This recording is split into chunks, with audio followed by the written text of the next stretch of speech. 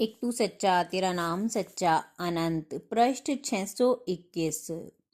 सतपुरुष बाबा फुलसंदे वाले कहते हैं, सतपुरख को जपते ऋषिवर, सतपुरख आप परमेश्वर। सतपुरख के घट में जोत बले, सतपुरख के संग से साहिब मिले। हे परमेश्वर, तेरे हुक्म की जेबड़ी से तो देवताओं के भी हाथ बंधे हुए हैं, फिर मनुष्य की तो बात ही क्या। तेरा हुक्म हो जावे तो देवता भी उस हुक्म को नहीं फेर सकते। गांव में किसी का दादा पड़दादा मर गया, उसकी समाधि बना दी, चिराग जलने लगे, उसी को अपना देवता कहने लगे। वो ही किसी के सिर पर आवेशित होकर शराब मांस सुल्फा मांगते और देवत्व को बदनाम करते हैं।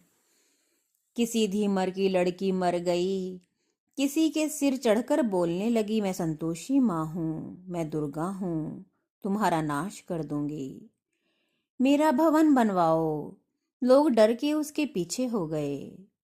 ना वो देवता है, ना सिद्ध, ना महात्मा। हे परमेश्वर, ऐसों के वास्ते तू यमराज को हंटर लेकर उनकी खबर लेने को भेज, ताकि उनकी दुर्बुद्धि जाती रहे और वह तेरे सच्चे सेवक बने और दुनिया को गुमराह ना करें।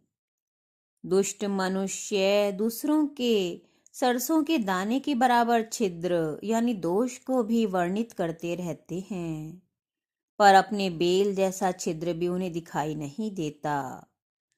दुष्ट जन बिना दूसरों की निंदा किए प्रसन्न नहीं होते। काक सब रसों को खाता है, किंतु बिना विष्ठा खाए तृप्त नहीं होता। विद्या से युक्त भी दुष्ट पुरुष त्यागने योग्य होता है। क्या मणि वाला सर्प भयानक नहीं होता? दुष्ट और कांटे ये जूते से रगड़े जाते हैं और दूर से ही त्याग दिए जाते हैं। दुष्ट मनुष्य तो स्वभाव से ही दूसरों का कार्य बिगाड़ते हैं। कपड़ा काटने से चूहे का पेट नहीं भरता, पर वह अपने स्वभाव को नहीं तजता। ऐसे दुष्टों का संग हे परमेश्वर हमें प्राप्त न हो। परमेश्वर, तूने इंसान के सर को दर्द के वास्ते बनाया कि इस सर में कोई ना कोई दर्द सदा बना रहे। हे परमेश्वर, तेरी याद तो स्वर्ग के पहाड़ की चोटी है, जहां शीतल सुगंधित वायु के झोंके बहते हैं, और इस मृत्यु लोक में हम मनुष्य अंधेरों से ढके अपने ही मन में संतापित हुए बैठे रहते हैं। कठोरता, कटु वचन बोलना, बिना कारण बिगाड़, दूसरे की धन, स्त्री की चाह, सज्जनों के वचन ना मानना, ये दुष्टों का सहज स्वभाव है। जो उनके संग में आता है उसको वे कष्ट ही देते हैं, जैसे कीकर बेर के वृक्ष तले जाने से सदा कांटों में बिंधने का भय बना ही रहता है।